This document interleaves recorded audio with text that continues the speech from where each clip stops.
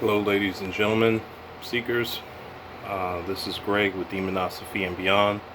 Once again, I'm coming to you with foundations of Demonosophy from my point of view. Today, we're going to be talking about Evocation. Everybody is always asking me, well, how do you conjure up a demon? How do you start talking to demons and stuff like that? And the process is simple but complicated. And going through this, you'll understand. So once again, using my trusty cards, because this is an important subject and I really don't want to miss anything. And I want to cover things as simply as possible for people who are looking for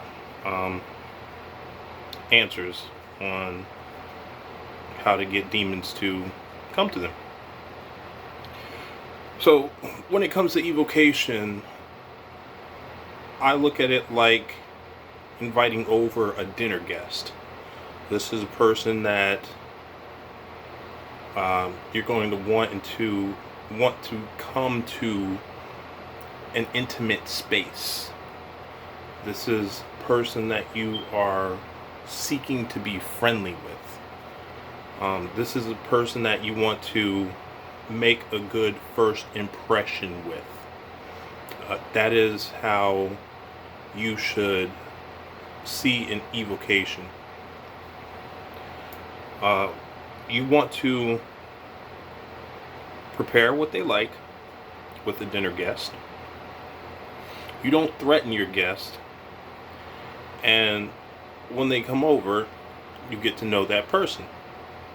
And it's the same thing with evoking a demon.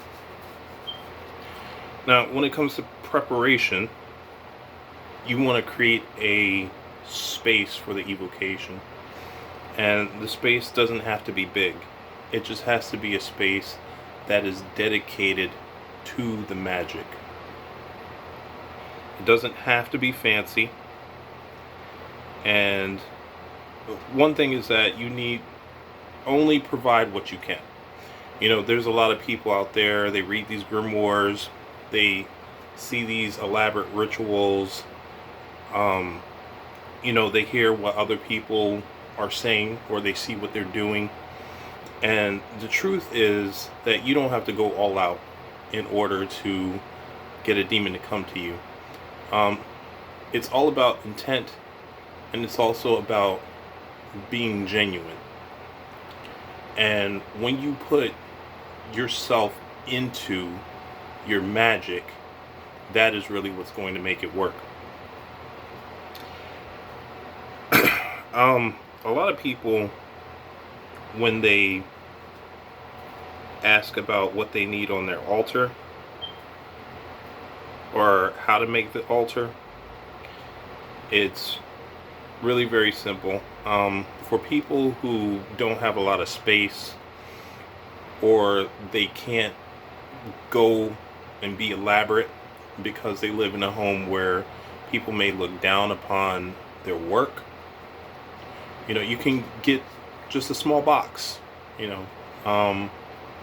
and keep all your altar tools within it. Keep all your evocation tools within it, and then you can pull them out when you're ready to use it. Put a little altar cloth over the little box that you keep your tools in, and set everything up like that. And then when you're done with your ritual, you break it down, you put everything back in the box, you tuck it away in the closet, underneath your bed, wherever you have to hide it. One thing that most people will need, or you'll want during an evocation, is to use a sigil or a visual representation of the demon you are calling upon. And a sigil is basically a symbol that represents said demon. There are, for the ones that are pretty mainstream in magic, there are sigils provided in many grimoires, such as the Goetia. A lot of people are very familiar with the Goetic sigils, but sometimes you can make your own sigils that represent that demon that you are trying to evoke, and when it has more meaning to you, it can have a stronger connection and be more potent than the sigils that are provided in grimoires. You can use a printout of a demonic sigil, but you can also use a printout of a picture of a demon. But it has more power if you were to draw the sigil yourself, or if you were to draw or paint, or somehow create a visualization of that spirit that you want to call upon.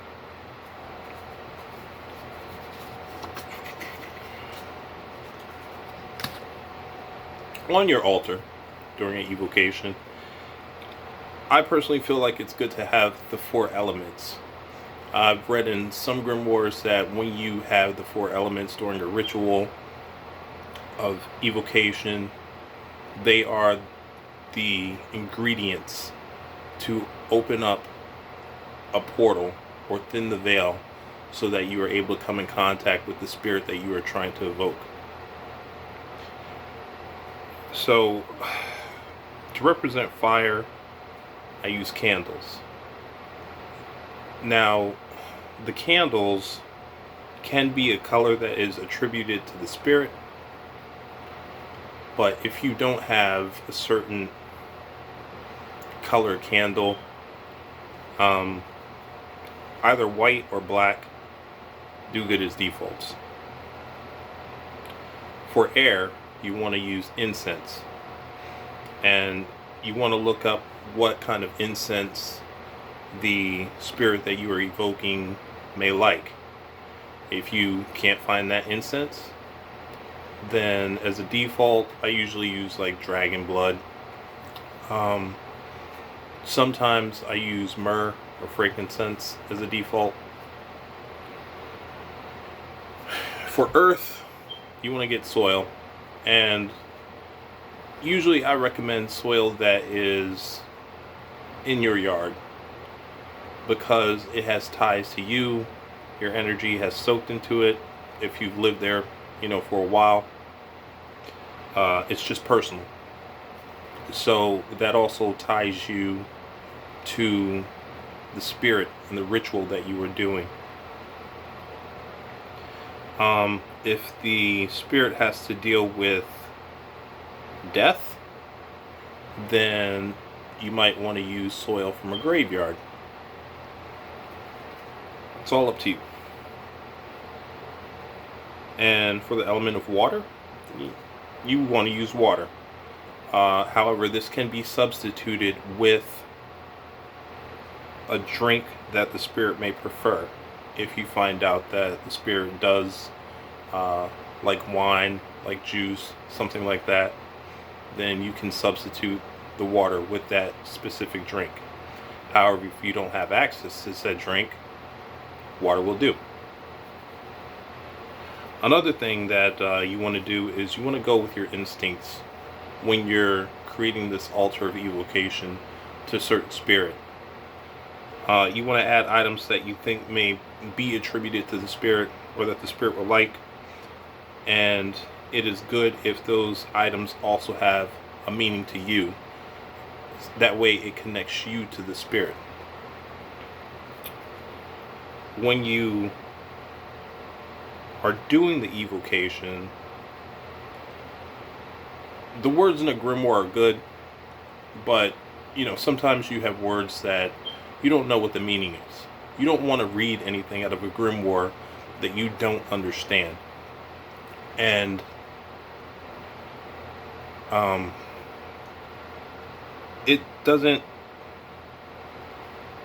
make it better to read words out of a grimoire that was written by another person. Usually the evocation is stronger if you use your own words, you use your intent, and you're genuine. So with me, when I do an evocation, I'll say something like, I invite the name of the spirit into this space for an evocation. I invite you as a friend and an ally, and that's pretty much it.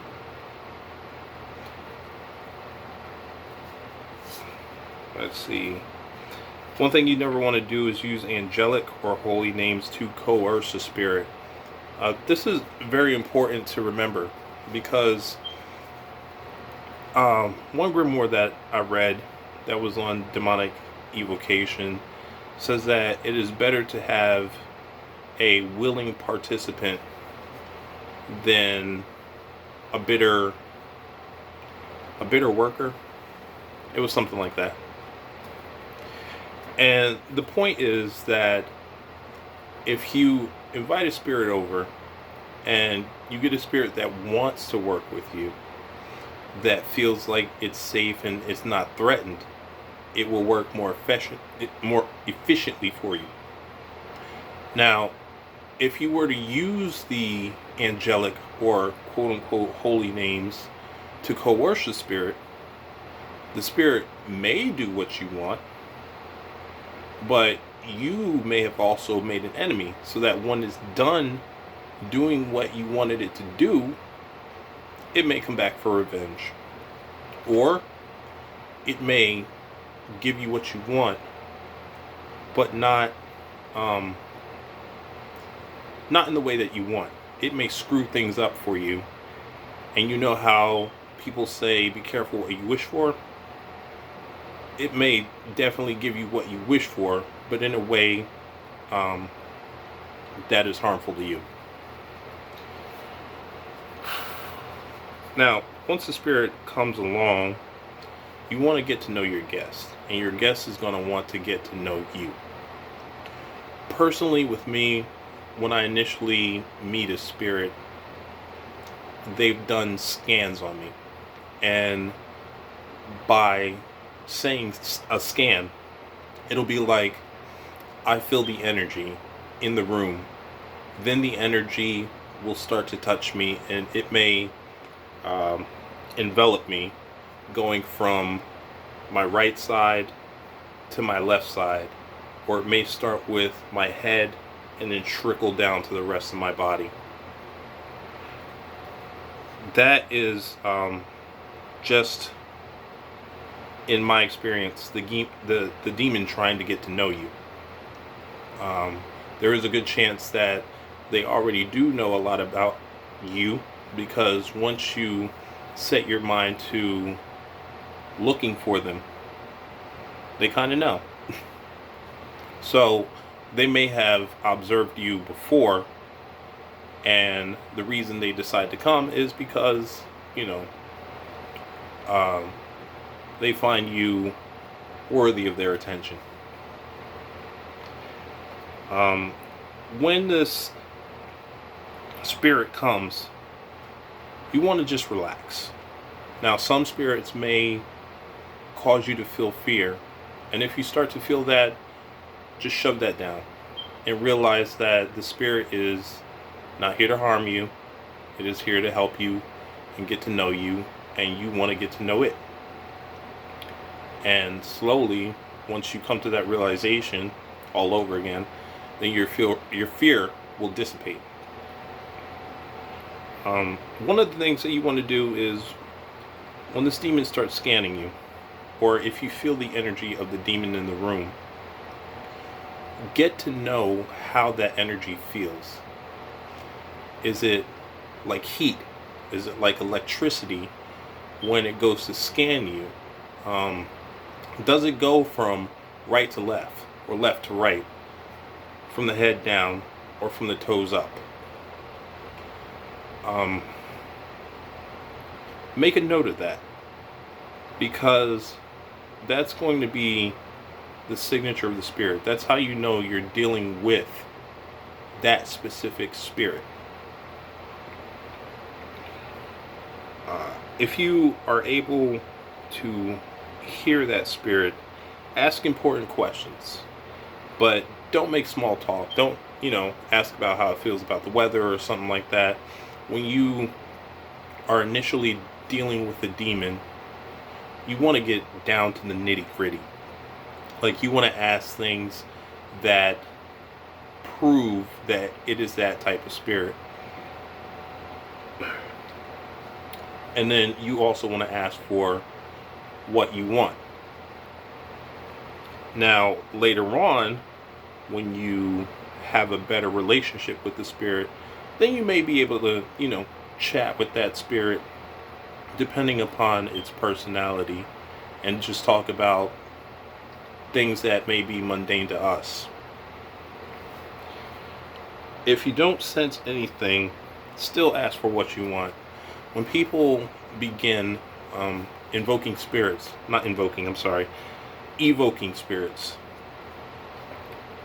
lot of them complain about the fact that they don't see anything, they don't feel anything, they don't hear anything. Well, the fact is, a lot of people who get into magic may not start off being sensitive. And it's like a muscle. The more you work that muscle, the stronger it gets. So the first time when you evoke a spirit, you may not feel anything, but you want to ask because that spirit may still be there. Second, third time, you may start to, notice that the air changes if the spirit comes to see you. You may feel the energy of that spirit, or you may not, and you may have to work for it a little bit longer. But eventually it gets to the point where you start to feel their energy. Then you may hear what they have to say, either, like in your head, or they may actually speak. And then it may progress to the point where they show you what they look like, quote unquote, and you have an idea of what that demon is like. For example, I guess one of my patron spirits is Viewer, one of the Goetic spirits. He deals with health, and I've been dealing with him a long time, pertaining to physical as well as mental health. And when I first evoked him, I really didn't feel anything. I didn't know if he was going to do what I asked or help me out at all. And he did. And I started having certain dreams that would let me know how to stay healthy, or if I was doing something that was detrimental to my health, and what to do in order to stop that. And that way I knew that I was getting answers from him.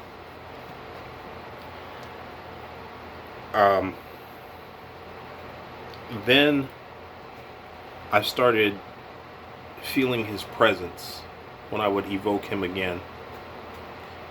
And I knew what his energy felt like.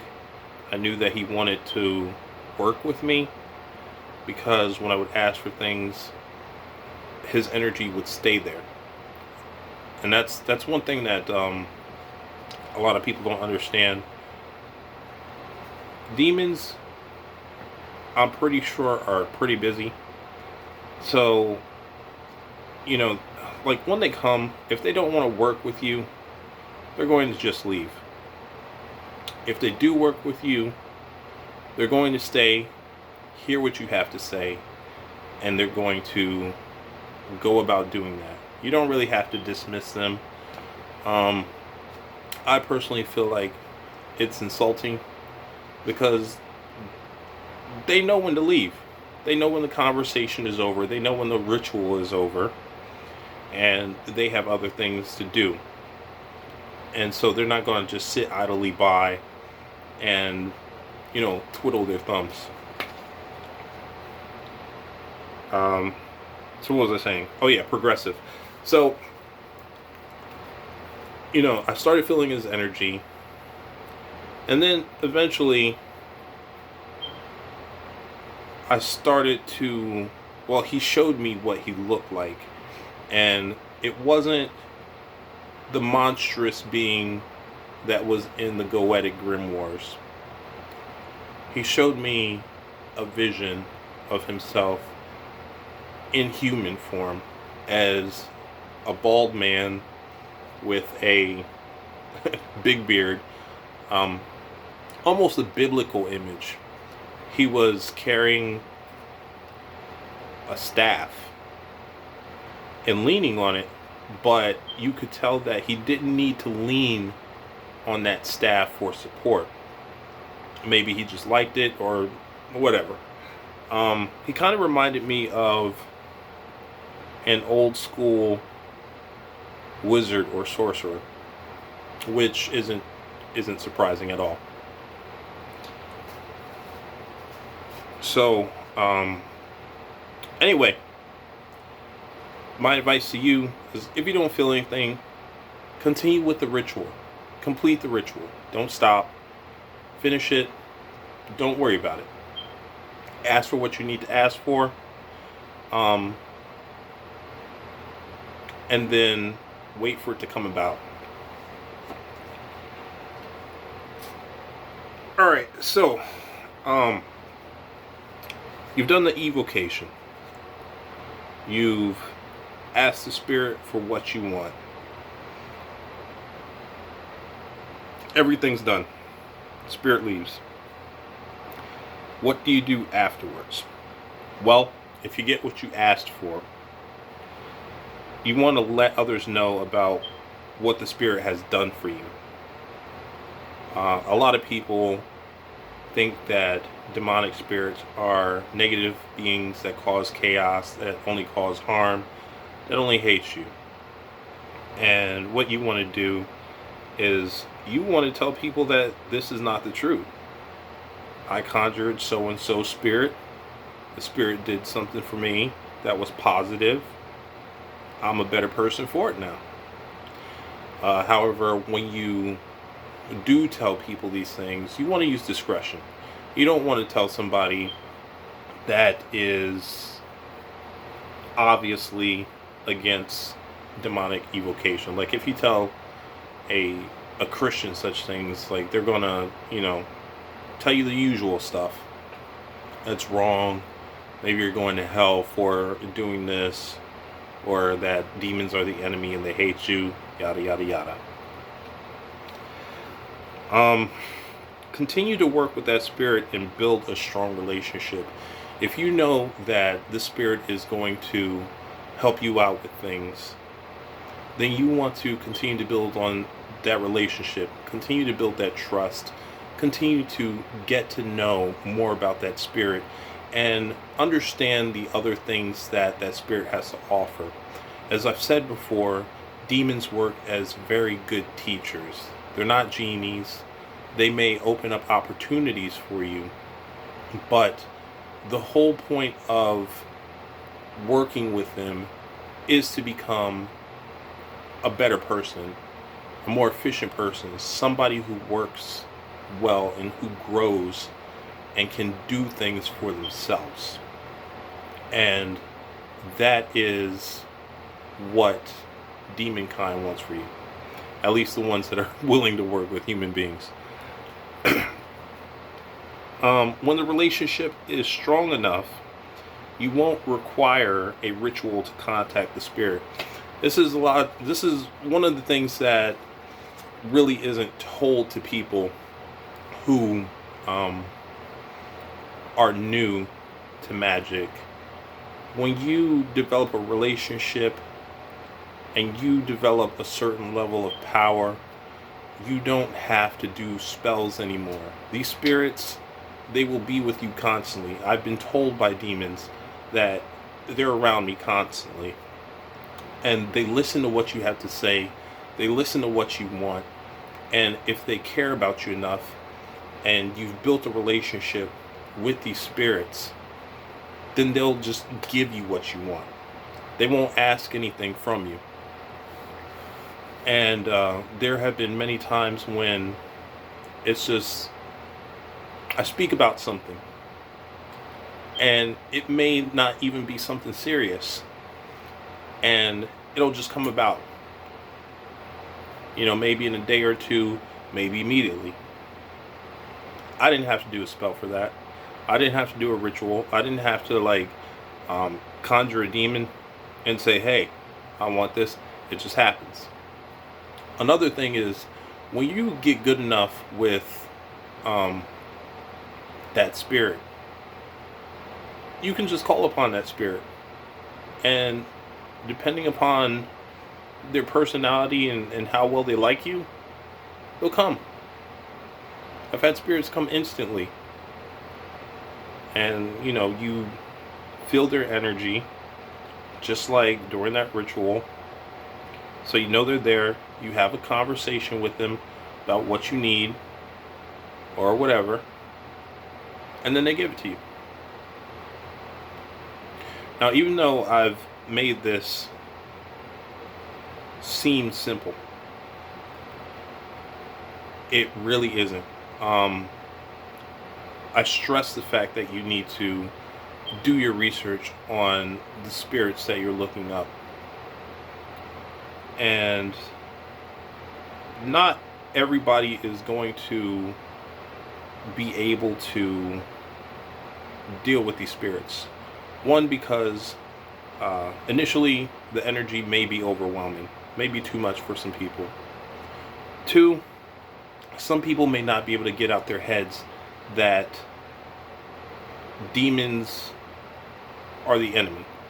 If you go in a ritual with that mindset that demons are evil, demons are the enemy, even in the back of your mind, then that spirit is going to know, and that spirit may treat you with hostility. So what you have to do is you have to make sure to dump all those ideas and think positively. Think, I'm going to go into this ritual, I'm going to meet a new friend, and we're going to get a lot done. And when you go in with that mindset, you are less likely to have a bad experience. When I go in with that mindset, I don't have any problems. I've had zero problems from any demon that I've called upon. Because when you go in with respect, when you go in saying, hey, I'm not looking for a fight, I'm not looking to tell you what you need to do, they're very polite, even if they don't want to do anything with you. They'll come, they'll say yay or nay. If they say nay, they go. If it's yes, they'll do it. So, now that I've covered that, it's your homework to go call upon the spirit. Always be sure to be careful. I have to give my disclaimer where, what you do with whatever spirit you conjure up, that is on you. That's your responsibility. And feel free to tell me about your experiences. I always like to know what people get out of my videos, what I have to say, what I have to teach. Be sure to stay safe, and I'll see you next time. Take care.